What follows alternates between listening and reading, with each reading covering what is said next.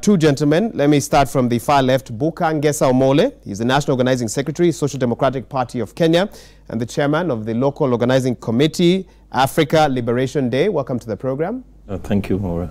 Thank you and so much. And next to me is Sobukwe Shukura. He's an organizer at the All Africa People's Revolutionary Party and a member of the Local Organizing Committee. Welcome to the program as well. Thank you, Maura. For Kenyans who may never have heard of the Africa Liberation Day, what are the origins of this day? Where did it come from? What's been happening? Let me start with you, Buka. The African Liberation Day came out of the struggles of the African people against colonialism. And as you may remember, one of the first countries to get independence in Africa is Ghana.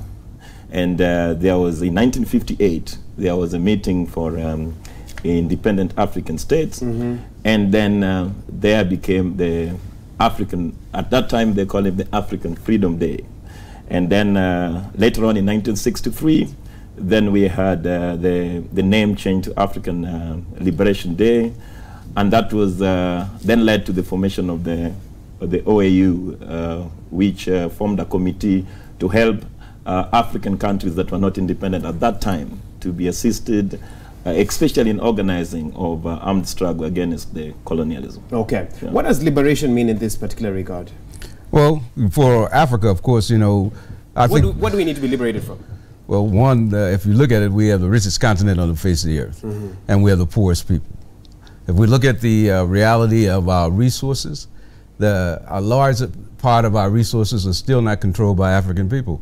When we think about the mining industry, when we think about even the farming industry, a lot of the things that most free nations control for themselves. If you look at China, you don't see the majority of Chinese corporations being controlled from outside. When you when we look at when we use the definition that was used by Cabral, Amilcar Cabral, the leader of the struggle in Guinea-Bissau, he said that national liberation would only be achieved when you control the resources and the economics and the way that your society feeds itself. That's what the colonial situation, the colonial era took away from us.